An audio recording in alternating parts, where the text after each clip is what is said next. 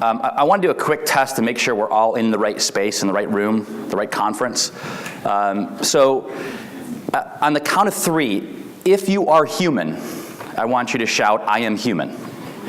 Are you ready? 1, 2, 3. I am human. Okay, wow. Okay, so that's probably most of you. So that's, the good news is we're in the right spot, and I think we're ready to go. All right, so thanks for the introduction. Yeah, my name is DJ Waldow, and like you said, I've been living in this world of email marketing and digital marketing for almost a decade, and I found, I think, over the years that what really starts to move the needle is when we can communicate to each other as if we are actually human to human. So I want to start off with a stat. This number, 182.9 billion, this is the number of emails in 2013 that were sent and received. 182.9 billion emails. And unfortunately, most of those emails look like this, right? We've all got an email like this, account request. And then once I got this email, once my account was approved, I got an email that said, "New account approval. You've been approved. Please use the number created below. Here's your customer ID. Here's your login, and a customer account has been established for you." Kind of R2D2-ish, if you ask me.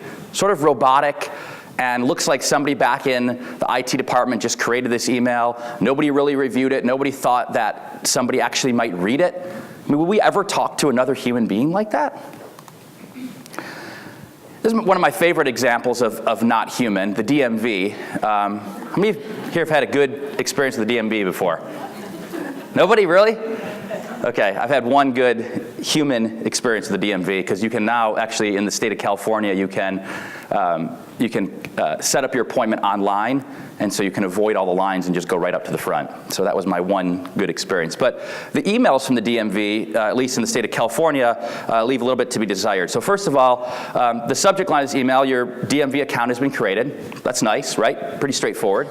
But where that red arrow is, that was actually who the email is from. So the email is from online-do-not-reply. So they're telling me in the from name to not reply.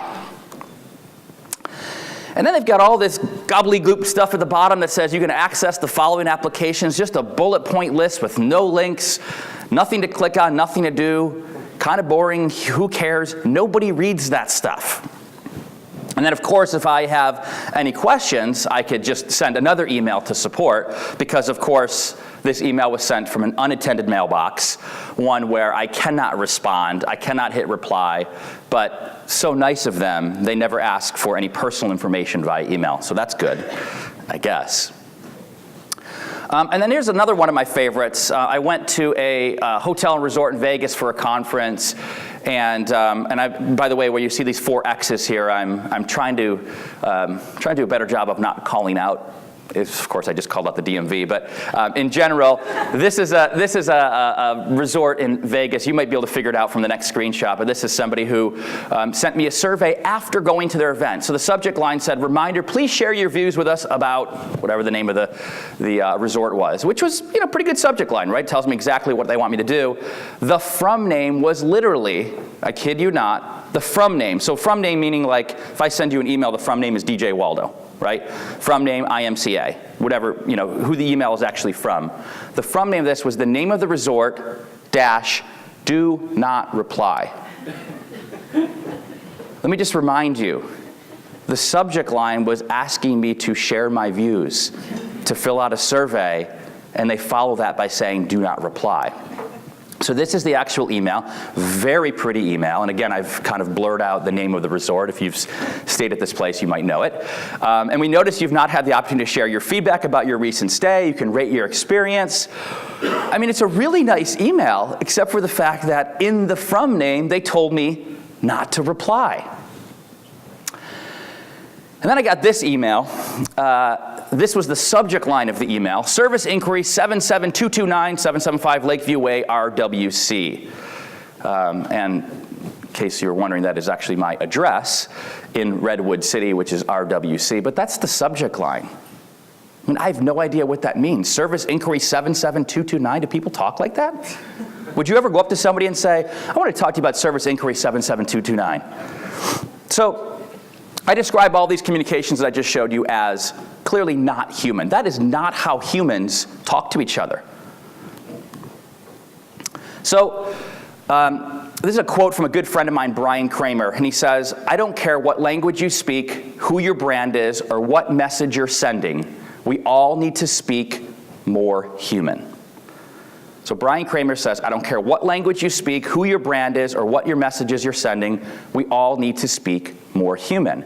And as I was talking to Emily about this too, and coming to this presentation, she said, well, you know, if you can address it mostly to insurance and this and that. And I said, well, wait a minute, you have to remember here, just because, I don't care what industry you're in, right? We all are human, we all are speaking to each other.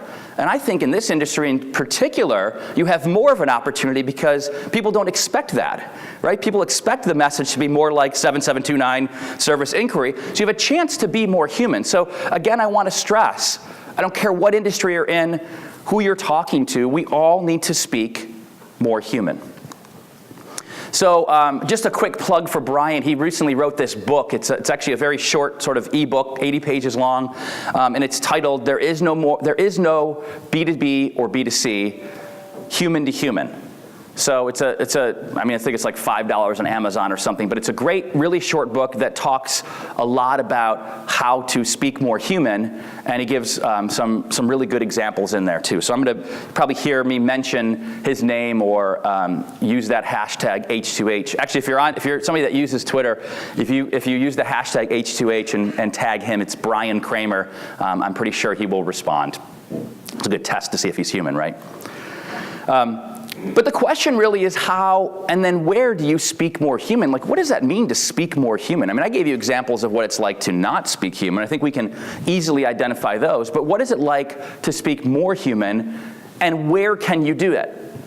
So the bulk of my presentation is actually going to be, it's going to be kind of top heavy on email, because that's sort of my background of email, talk about subject lines and copy and how to be more human.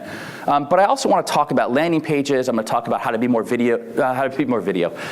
human using video, email signatures, out of office responders, which I'm guessing most of you have set up, and I can guarantee what 98% of them look like.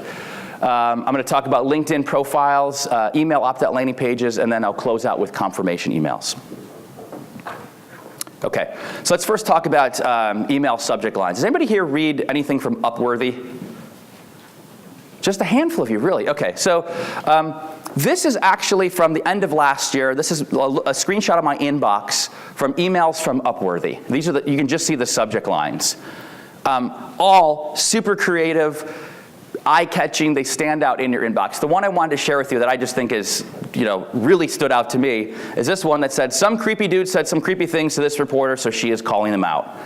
This is their subject line. Can you imagine seeing that in your inbox? Now, again, I'm not suggesting that this is a subject line that you would send to your audience, right? Their audience is very unique. And that's an important thing to note, too, as I'm going through today. Think about the examples I'm giving. Some of you I know are going to be nodding, shaking your head and saying, well, we can't do that. We can't put that kind of subject line or that kind of. I'm not suggesting that you go this extreme. What I'm suggesting is you try something that's a little bit more human. So this is their welcome email. So you sign up for their list that's called the Upworthiest, and their welcome email, the subject line says, welcome to the Upworthiest, turn on your images and buckle your seatbelt. So what I love about this subject line is they're telling you right away to turn your images on because their emails are very image heavy. And if you have images turned off by default, you're not going to see anything. So I want to show you a couple screenshots. This is from top to bottom of their email. It's quite a long email, which all the practitioners out there would say, keep your emails really short, don't use images. Well, they're pretty successful using images with a long email. But I want to go through this and says, well, hello there. From what we can tell, this is the first email you've opened from us, which is probably true because it's the welcome email. How do you feel? Because you look great. So they're already evoking this emotion in you and encouraging you to kind of keep reading. It says, we've got some great news for you. You can feel this great every day. And then they got some examples. It's like finding $10. It's a perfect cup of coffee. And there's 4 more popular nuggets of all time. So they start to share with you already what some of their content looks like. And then you can see here at the top, they've got images which link out to some of their 4 most popular videos. And then it says, you want more? Because we've got more. All you have to do is keep opening. So what I love about this is they get you in the habit right away of saying, hey, you want to get good stuff from us? You got to keep opening your emails, which, by the way, helps with their deliverability overall. Getting more emails into the inbox, the more people that open and engage with your emails. And then it closes out with just some funny Q&A, and I won't go through all this, but it's almost like this funny conversation that's happening between you as the reader and Upworthy. And by the way, all these slides, I know somebody mentioned earlier, all these slides will be available. I'll also post them on SlideShare, and I can tweet out that link or send the link somewhere so you can all have this as well.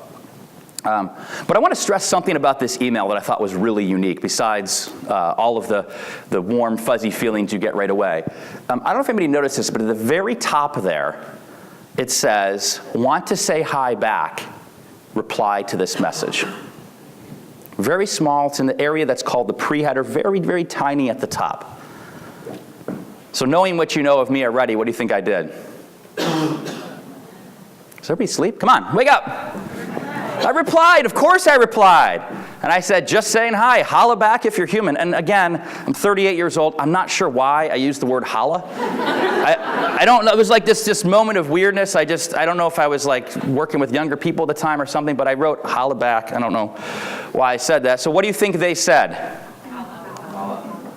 They wrote back. Oh my God, you hit reply in an email and they wrote back. And they wrote back not only a generic reply, but clearly they read my email, right? They wrote back holla. And I said, of course, you're awesome. I use this in a presentation, and I'm using it at another conference. And I could have said I'm using it here, too, because I use it all the time now. I think it's a great example. And it wasn't over there. They replied back again. This is a multi-million-dollar company who gets, I'm sure, thousands of emails a day. But that's the thing. If you're going to put up their reply to this email, you better reply to it, right? Love that example. And contrast that with what the DMV of the state of California does is online-do not reply DMV CA Gov. Clearly not a human from name. But the opposite of that is this is from a company, Zamanta. This is their reply address. Yes, please reply at zamanta.com. So they're encouraging you to reply again. I didn't actually reply to them, but you can imagine a similar conversation. So I'm going to show you a couple examples also of subject lines that I think are pretty creative. And I want to stress with subject lines, people always say to me, oh, what's the best subject line? What should I send out to my customers? What's going to work the most? What's going to get the most opens? I have a secret for you. I don't have a clue. I don't know your audience. You might not even know your audience. But the beauty of email is you can test all this stuff. You can do a test and see which subject line performs better for opens, for clicks, for conversions, whatever metric is important to you. This is from a company called Vidyard. They do video marketing. And this is one of their subject lines, mo clicks, mo customers.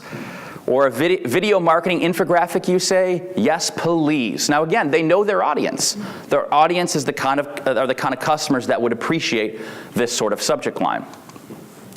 And their emails are consistent. This is what one of their emails looks like, and I've highlighted in red there, just something to call out. They said video marketing is far from just hype, it's the real deal. We've rounded up some sweet stats to show you in this infographic. Turns out video is super persuasive in the C-suite, increases conversion as a preferred content tactic. So they're very consistent with their subject line and also the content of their email. Because what you want to be careful is you don't want this super creative subject line that gets people to open, and they open the email and it looks like the one from the DMV, boring and stale. And then the bottom of their emails, we all in marketing know about this idea of the call to action, and they just call themselves out for it, and they say, and here's the call to action. This is really what we want you to do in this email. So I thought that's a pretty creative way also. And then this is an email I got from them a couple weeks ago. They're actually using the data. I know there's a talk later today or tomorrow about big data. And they're actually using the data, and look at the subject line, gotcha, we know you're not tracking video metrics. They used the data to know that I wasn't using their app at all. I was barely using it. So they sent me, and however many other thousands of customers that weren't active, they sent me this email. And so they, they called me out in the subject line, basically. But that's the kind of thing that I'm going to open, because you sort of have that guilty feeling like, oh yeah, I'm paying for this and I'm not using it. So you open it up, and then they tell you ways that you can use their service. So the next example I want to show you is, I would say, somewhat controversial. I got this, actually a colleague of mine, Heidi, got this email with the subject line, "So I'll pick you up at 7." So if you got this email, what are you thinking? Who's it from? Anybody? Who's it from? Friend. It's probably from a friend, right? Could be from your significant other, could be from a family member, could be from a friend, whatever. "So I'll pick you up at 7." Who said a stalker? Could definitely be a stalker. Somebody has some experience there. In fact, it was from a B2B company. And this is what the email looked like. And it said, "Don't make referrals awkward." And I'm going to go through this email, but now that you know what you know, now that it's not from a friend, a family member, or a stalker, what do you guys think? Creative subject line or deceptive? How many people think that it is creative? How many people think deceptive? How many people are still not sure what's going on or where they are this morning? So we're it looks like, I can't see a thing, by the way, with the lights, but it looks like it's kind of leaning towards deceptive. So when I first got this email, I thought, and I found out who it was from, I actually thought it was pretty creative. But you have to be careful, right? There's a fine line between creative and deceptive. So I just want to show you, kind of go through the steps of this email and show you, break it down for you and see if what I show you in the email, and then also some of the stats, if you change your mind at all. So what I like about this is the subject line ties directly into that header right there. "Don't make referrals awkward." So they're talking about that awkwardness of "I'll pick you up at 7," ties directly. They've got a picture that just jumps out of you. I think that guy in the background looks a little bit like Macklemore, but I don't know. And then the first sentence in here is, "How awkward is that, Heidi?" Remember, this email was to my colleague, Heidi. "We don't even know each other, and I'm already planning on picking you up. That's how B2B referral programs come across. Too much, too soon." So I love this. They take the subject line and right away diffuse it and say, hey, we sort of intentionally tricked you. We wanted you to open this email, but here's why, and it is consistent. And then this kind of middle section here, they talk about this. The company's name is Influitive, and they talk about what they do, but it's not too sales heavy. But they've got a nice call to action. They said, "Listen, just watch this 2-minute video, and we'll tell you more about how to get more B2B referrals." And then they close out with a nice call to action to watch the demo. And if you can see at the very bottom there, it's from Jim Williams, the VP of Marketing, and he says, "P.S. I'm actually busy tonight, so can't make it at 7, maybe another time." So it ties the email together nicely, I thought. Some stats about this campaign. I should also say, so I actually reached out to Jim and I said, "Can you tell me, did this really work? What did people think about it? Did it work? Was it effective for you? Did it meet your goals?" He wouldn't share all this information with me, so I do have some unknowns I should be very clear with up front. I don't know what type of list it was. In other words, I don't know if it was to customers or prospects or if it was an old list. Sometimes with an older list that's not engaged, this campaign can be more successful because they're already not opening your emails. You got nothing to lose. I don't know when it was, exact day it was sent or the time it was sent, because it might have gone out over several days. And the metrics I'm about to share with you, I don't know how those metrics compare to their averages. So now you're saying right now, great, he doesn't know anything about this campaign. But I do have a few things that I know. The open rate was 24.4%, which, industry average tends to be 20%-ish. That's a very, very general number. So you could say from that regard, it was successful. Click rate 2.1, I wouldn't be happy with that. That's pretty low. And click to open rate 9%. Not bad. That means the number of people who open the email, 9 out of 100 actually clicked a link. So not great. And the opt-out rate was pretty high. Almost 2% of the people that got this email opted out. But again, if this is a list of people who were already not engaged, then maybe that's not the end of the world.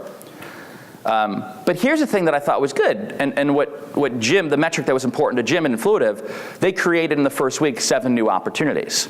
And so, again, let's assume that this is a quote-unquote dead list. 7 new opportunities is not bad, right, of people that might not have been engaged before. But what was, this is the stuff that you can't really measure necessarily. Jim said that the positive feedback outweighed the negative. And the feedback he got was mostly from people tweeting about it, sharing it on other social networks, or emailing back to him directly. So I want to share a couple of those with you. The first one said, good email, man, a little long, but the best one I've received in a long time. Doesn't necessarily mean he's going to buy, but he's now a little bit more engaged, this person. Good subject line, got me to open the email. Okay, open is good. Did you take any action? So, hard to say. Your email is deceptive, and you should never begin a marketing email with a dishonest subject line. Do you really expect to have a meaningful relationship that is started with a lie? Somebody that obviously felt that it was deceptive and was not too happy. And then this is my favorite. Ridiculous, totally deceptive. I had no idea what you were talking about. But oh so effective. Excellent way to catch my attention. You win, tell me more.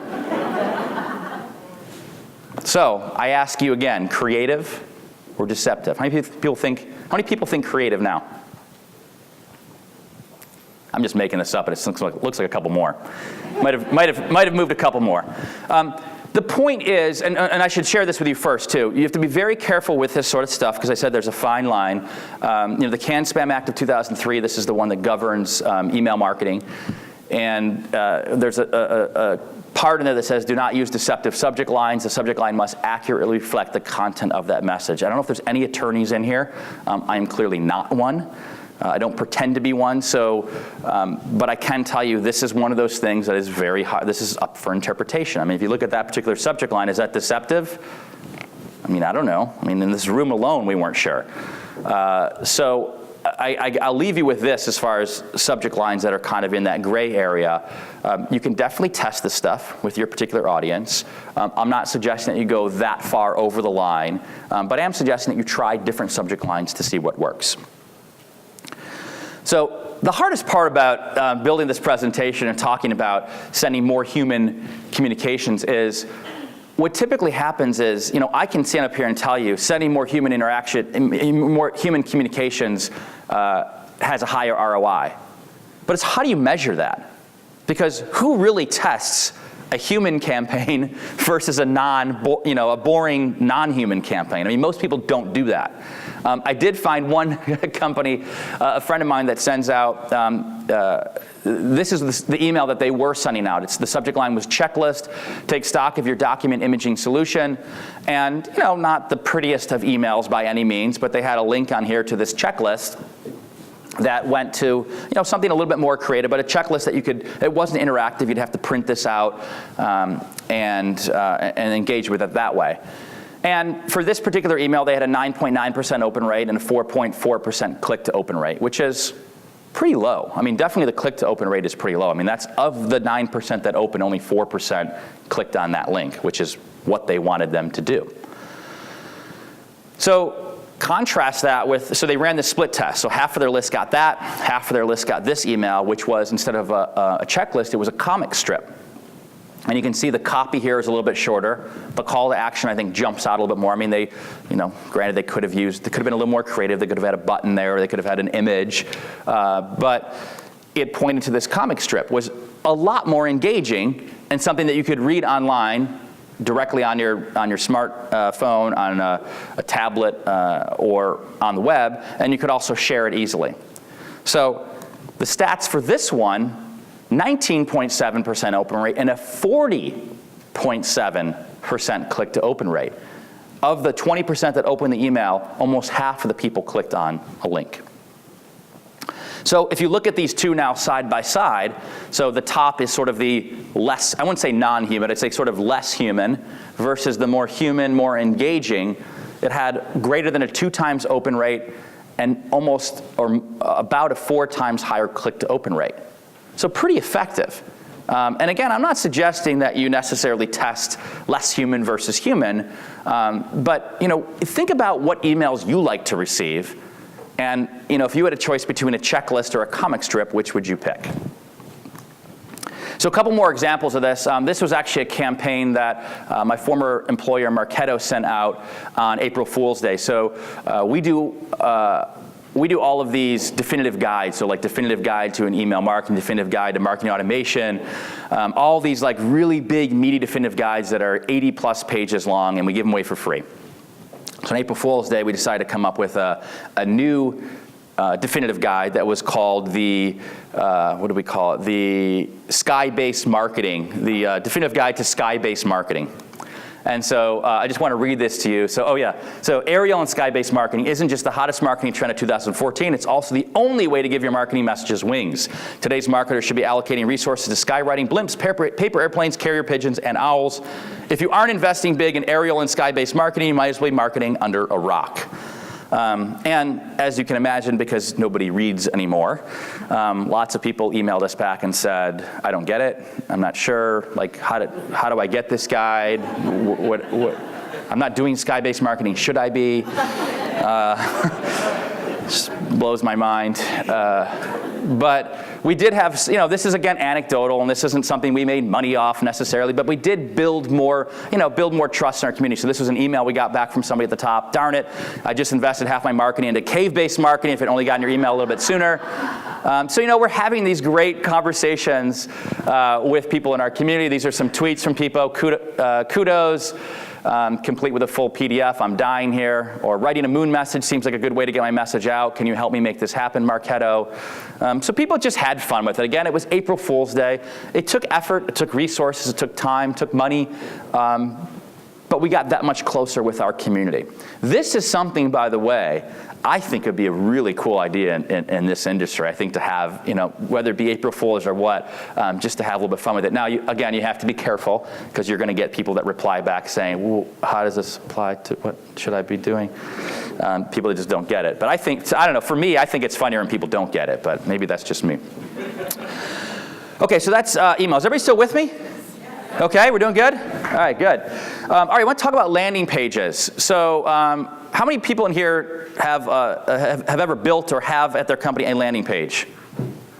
Should be all of you, right? If you're ever online, the answer is yes. Okay, I want to show you a couple what I think are really neat examples of landing pages. This is one that somebody forwarded to me. This is actually at the bottom of the email. And there's in the footer, it says, you've seen this before with email companies, it says powered by. Maybe your company does that, you have this powered by. And what's really neat about this is typically what happens when you click on this powered by button. Where do you go?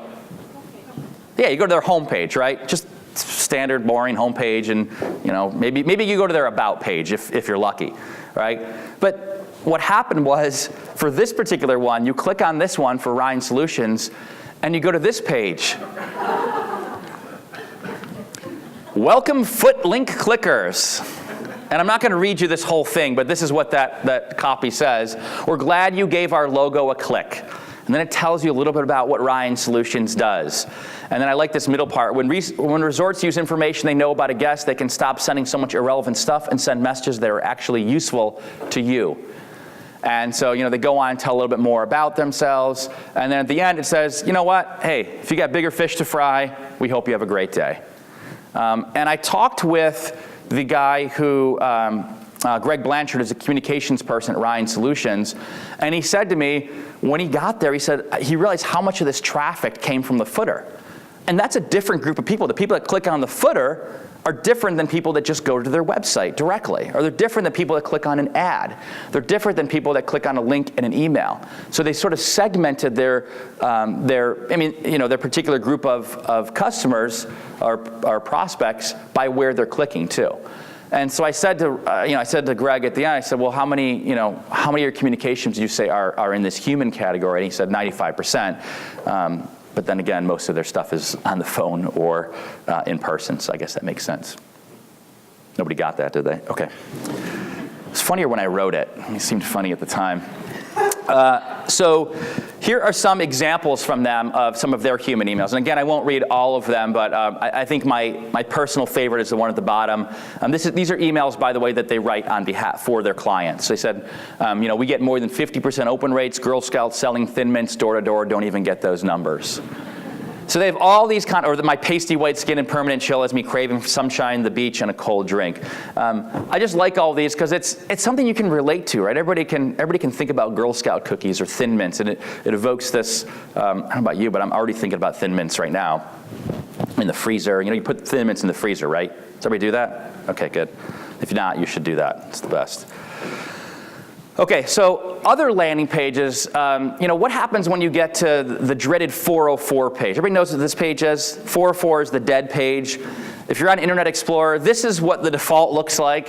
This page cannot be found. I never knew what to do on this page. There's so many different things to click on and directions, and I don't know if I'm supposed to reload the page. I don't know what apache.org means. It's all this craziness. So a friend of mine, Jason Keith, who runs a company called Social Fresh, he was able to gather a bunch of different really creative 404 pages, and there's a link to this to all the examples in this presentation that I'll share with you too. But here's a couple of them. I don't know. That's just a 404 page. A little different. I'll let you interpret that however you'd like. This one was really good. If you've seen this dog, and so it's a collar with a 404 on it. And this one I couldn't show in here because it's animated, but those little things on the bottom kind of fly off, and as you hover over them, it's like you pull them off and they fly away. So it's pretty creative. And then this is my favorite one. This is from a company called Ibex in Vermont, and they sell wool clothing. And so this is their page, 404 not found, have you strayed, need a break, time for an impromptu dance party.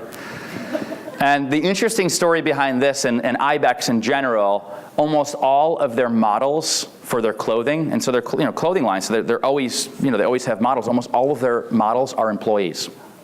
So they use their own employees. These are actually two guys that were, they said this just kind of came together. These guys were wearing these, wool suits and just kind of being goofy, and they started snapping pictures, and this became their 404 page. So think about your own 404 page. How can you make it a little bit more creative and not boring, and maybe you put a video on there, maybe you do something just a little bit different. So speaking of video, to me, there is not a more human way to communicate than to use video. When you see somebody's face, when you hear their voice, when you see how they interact, you can be a lot more human with somebody. How many folks in the room today are using video in their communications? Yes, big group hug to all of you. That is amazing. I just think video, there's so much power in video. So I want to give you a couple examples of different videos. Has anybody seen this campaign, the Captain Obvious campaign? Okay, so this was an email that I got. The subject line said, an important message from Captain Obvious. And this is what the email looked like. Greetingshotel.com email recipient, which normally I would never tell somebody to call another human being an email recipient.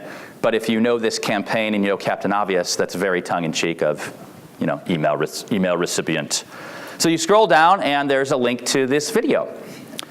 So I want to show this video. And as I'm showing this video, too, keep in mind, I don't expect your videos to look like this. This was, I'm sure, highly produced. They've got a very big budget.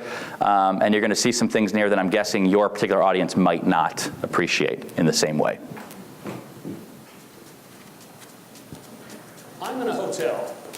And a hotel is the perfect place to talk to you about hotels using words. All you can eat is a hotel policy that allows you to eat all that you can. Hotel conference rooms are where business people sleep through conferences. This business people is going to be fired. The hotel pool is usually filled with water. Sometimes you have to check, but pretty much always. The best way to enjoy the hotel view is to look at it. And it is a great view.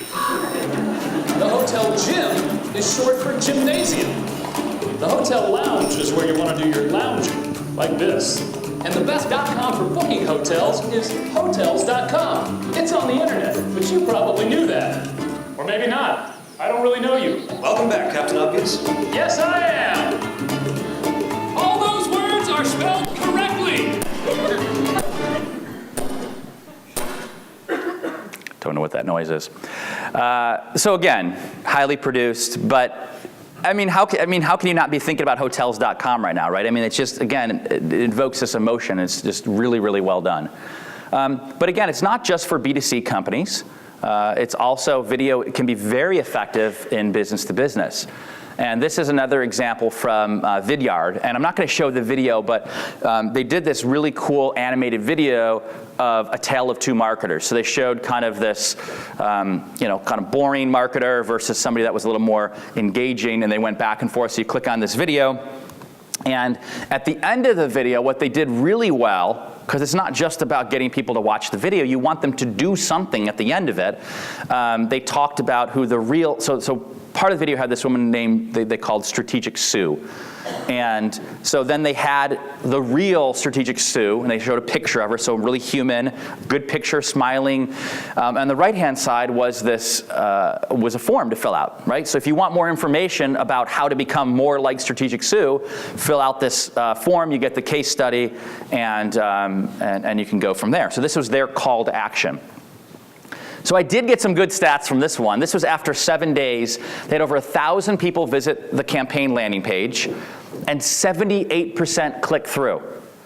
Of the people that got to that page, almost 8 out of 10 clicked on the video. That's amazing. And 72% completion rate of the video content. And to be clear, what their software does, Vidyard, it will show you how far somebody's watched your video. So you can build campaigns based on, if somebody watched it halfway, that might be a different group than somebody watched it all the way through. And then of 90% of the viewers that watched beyond the first 10 seconds watched to the very end. So they obviously did something right with this video where they hooked people. Some other stats, they had a 24% conversion rate from watching the video to submitting data collection form. So again, of the people that watched the video that got to that landing page that had the form, 1 in 4 actually completed the form. That's pretty freaking good, right? Can you imagine having 1 in 4 people convert on a landing page and actually fill out a form for more information? That's amazing.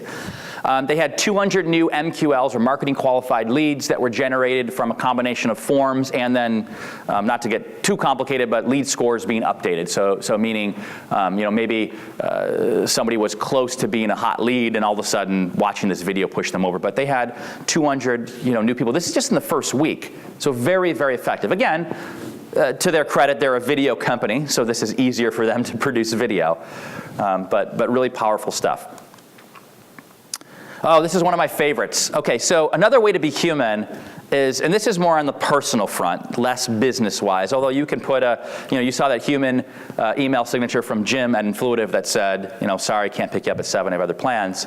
But how many people here have an iPhone? Okay. I bet of those people that have an iPhone, 87% of you have this email signature. Right? Except for you. And I want to hear what yours is in a second. We're going to talk about yours. Okay. So 87%, I just made up that number, have this message because it's the default. And first of all, most people don't change it because most people don't even notice it. Most people don't pay attention to it. And then the other 3/4 of people don't know how to change it or where they would go to change it. You can admit it, that's okay. My wife doesn't know how to change it. So this is my current email signature. I'm currently rediscovering my passion. I've got a link in an email signature, oh my God, that goes to learn more about what the heck that means. And then I tell people where they can find me. And then I just always like to have fun with hashtags. So depending on where my email comes from, it's a different hashtag. So it might be hashtag iPhone, hashtag iPad, whatever, just for fun. A friend of mine has this as her iPhone signature, George 2. So every time I write back to her, I always call her George 2. This is one of my favorites. Sent from my iPhone. Rest assured that any typos, spellos, other examples of fat finger syndrome are due to the device and should in no way impact your perception of the consideration this message was given. Or this simple one.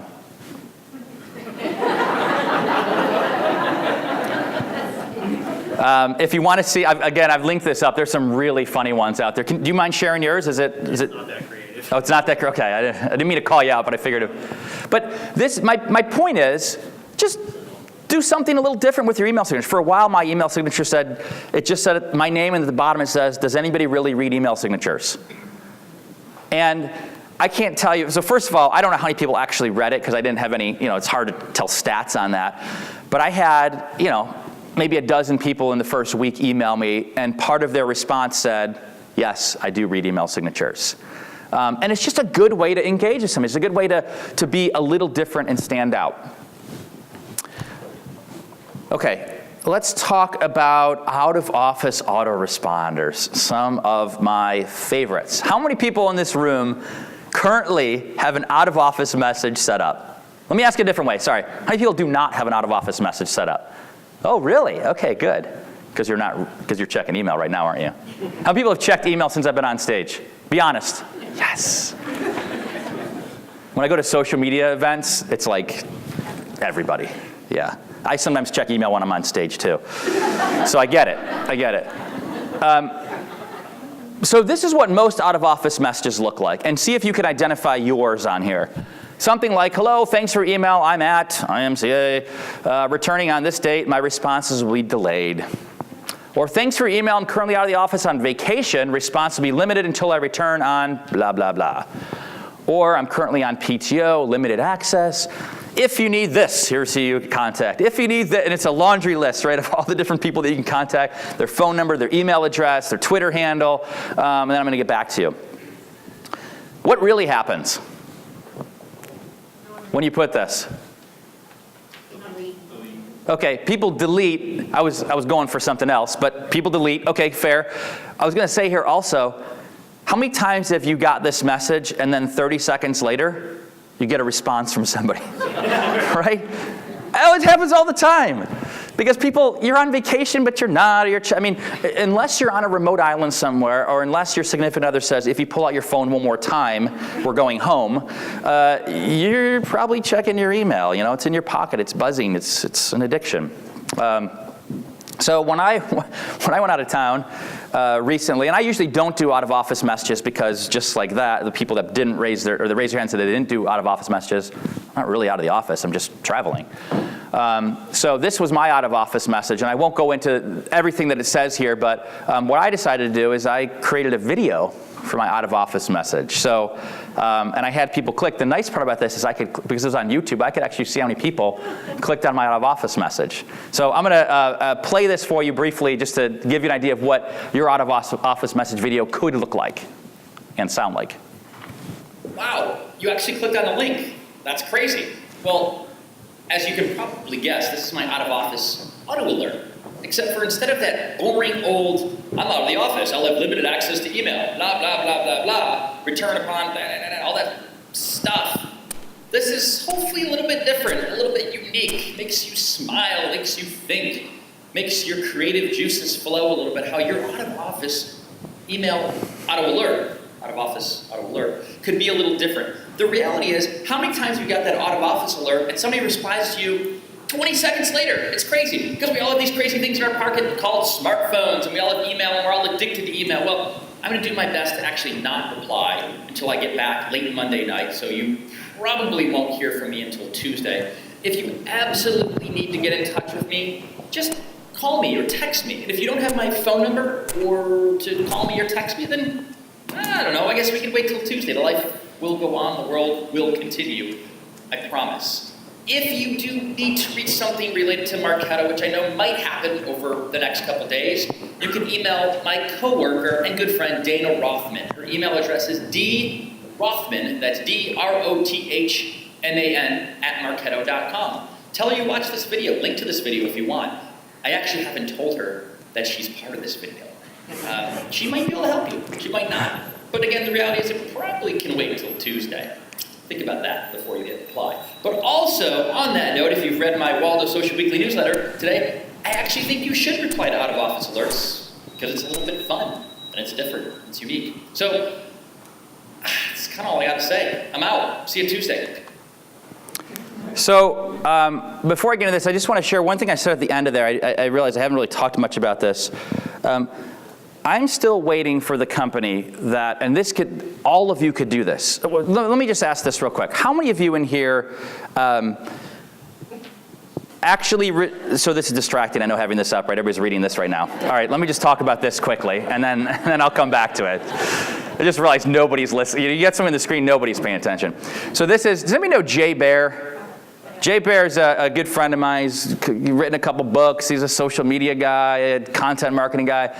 He's been traveling the world, as you can tell. I mean, most people have already read this email, so you can see where he is. And so this is his out of office message, and it says "we" is the subject line. And so I love at the bottom there. So my mom is pet and house sitting, so any thoughts you may have robbing me will be foiled. She's a tough old bird. And then it goes on, getting ready for this trip. The biggest issue is to convince you a preteen jock that you just can't wear baseball shorts and flip-flops everywhere in France. Also sort out the myriad options for international voice, texting, and data coverage, thanks to AT&T. And he does, it's just funny, right? I mean, it's just very, very creative and funny, and it goes on and on. And at the bottom, to be fair, he does have, hey, if you do need to get in touch with me about something, here's who you can contact. And to prove my point, I, of course, remember he's in France or I don't know, wherever he is right now. I did respond to this email saying, great out of office message, I'm going to use it in my presentation. And of course he responded, even though he's in France, like 5 minutes later. So I don't know if I was on a short list for responding. But anyways, I want to say really quickly, so now that you've all read this, right? Okay. All right, so I would love to see a company, not just an individual, but a company actually respond to out-of-office messages. I'm dying for that day that it happens. I would love for somebody, one of you in this room, to come back to me and tell me that you actually tried it. So what I mean by that, when you send out an email campaign, and if you're the one that gets the replies, you get hundreds or thousands, however big your list is, you get hundreds. Take 10 minutes and respond to them. Now, you don't have to respond to every one of them, but if somebody says something like, you get something, I'm on maternity leave, or I'm on, whatever, respond. Well, you gotta be careful with that, I guess, if, things didn't go well with the delivery, but in general, just respond to those. Try to, somebody says, I'm on vacation in France, respond to somebody like Jay and said, hope you had a great time. Looking forward to seeing you when you come back, or whatever. I know you don't know these people that you're emailing to, but just try it. I'm dying for somebody to do that. I say this all the time, and nobody yet has actually done it or haven't told me about it. So I'm encouraging you to do that. All right, a couple more examples. I think I'm running short on time, so I'll breeze through a few of these. This is a friend of mine who the subject line said North Pole. So I'm currently at the North Pole helping Santa and his elves put together a social support program to answer all the good little boys and girls who are tweeting their Christmas lists. I'm out of the office until Monday, December 9th. If Santa allows it, I'll respond to emails. If it's an emergency, dial 911 and apply direct pressure. Otherwise, contact my right-hand man, Michael Hunter, at ... And then another good friend of mine, Ann Handley. Anybody here know Ann Handley? She's the best. The best. Okay, so Ann Handley at Marketing Profs. She's also an amazing writer. So I love this one. I'm sitting here at 4 a.m. trying to compose this out-of-office message. It might seem like it's an impossible task to early birds, but I'm allergic to mornings. Is 4 a.m. morning or is it evening? Or should I go back to bed so I can drift off pondering that? Since I'm coming up empty on crack of dawn creativity, I'll keep this simple. I'm up, blah, blah, blah, blah. So anyways, this whole thing is just funny, it's unique, and it's interesting. I'm going to skip this one in the interest of time. Oh, okay, and one, so talk about timely. I'm going to show you, a friend of mine emailed me, and she said, hey, I saw one of your out-of-office videos. She goes, can you create an out-of-office message for me? So I literally did this yesterday. This is a 59-second video. I did this out-of-office message for her, and you'll see what I did. She's using it in her, she's leaving tomorrow, so she's using this video. I'm sorry, if you're expecting to see Kate right now, that's going to be pretty disappointing. My name is DJ Waldow, a friend of Kate's, and she is actually out of the office right now. She might be, like me, on an airplane right now. Or who knows, maybe Kate's sitting in a hotel room somewhere. Or maybe Kate is sitting at the edge of a swimming pool right now. I mean, you never know, right? Or maybe Kate's running, holding her laptop. I mean, the truth is, I just don't know. You see, I have no idea where Kate is right now. She didn't tell me. She just told me to create her out-of-office message. So that's what I'm doing.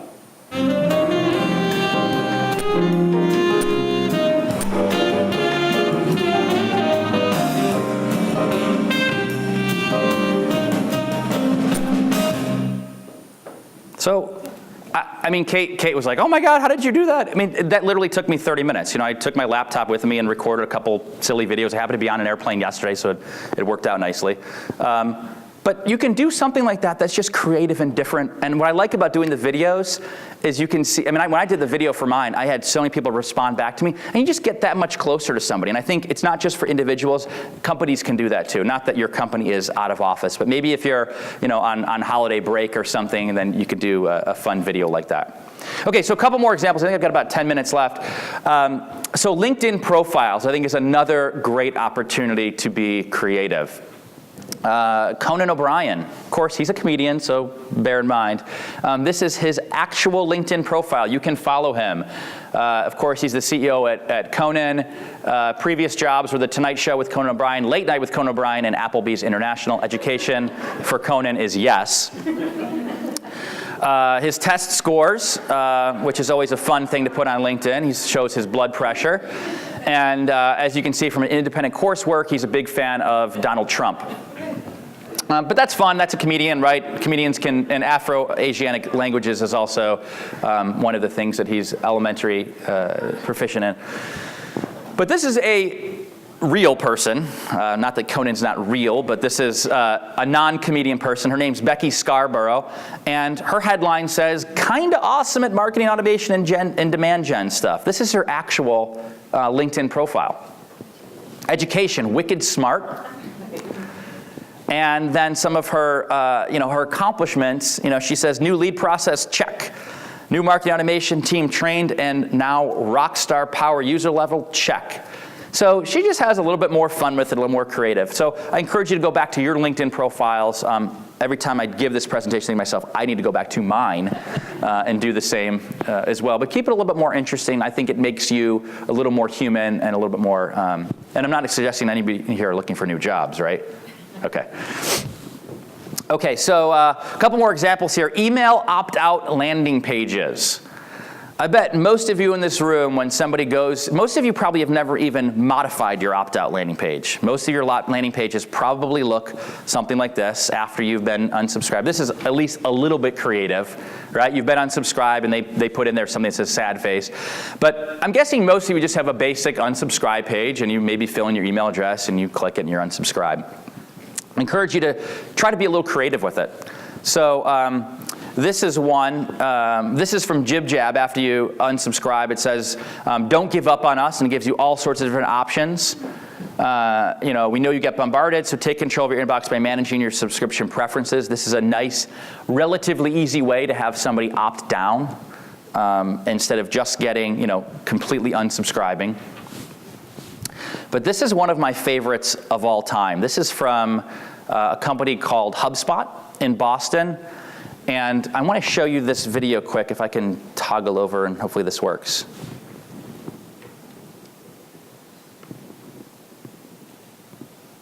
Or maybe not. Oh, there we go.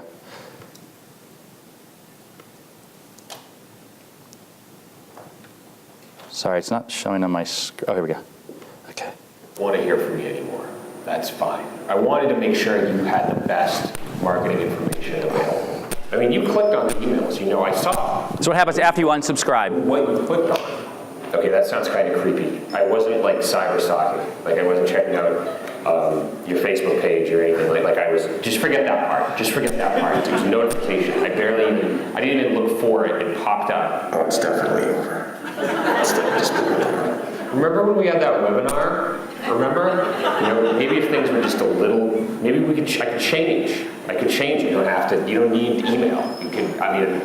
I'm on Facebook, I'm on Twitter, I'm on LinkedIn a fair bit. I mean, we can be friends with benefits, right? So something a little bit more creative and unique. Love that video from them. And then my favorite example here is from Bonobos. And so when you go to unsubscribe from Bonobos, it says, how much Bonobos do you want in your life? And those different buttons, because I know it's hard to see, there's 4 different options. How about once a week? Let's take it slow, Bonobos. Or once a month, I like you, Bonobos. Like. It's not you, it's me, Bonobos. I need a 30-day break. Or finally, unsubscribe, sniff. It's over, bonobos.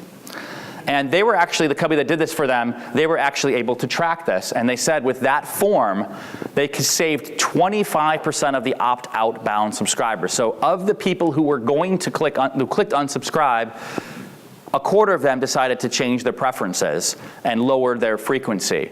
And with other efforts, they were able to reduce that attrition by 86%. So opt-down is a nice way to kind of retain people. Now, the challenge with opting down is now you've got a newsletter that maybe you send out once a week that you've got to do a digest to a different group once a month. So it does become a little bit more work to do, but if you want to save subscribers, that's one way to do it. All right, so I want to close out with confirmation emails. And so most confirmation email after you've purchased something, I think most confirmation emails look something like this. They're long, they're boring, they tell you what you've ordered. The order ID, who cares about that? That's sort of like that service request 77229. They tell you your billing information and your delivery information, which I already know because I ordered it.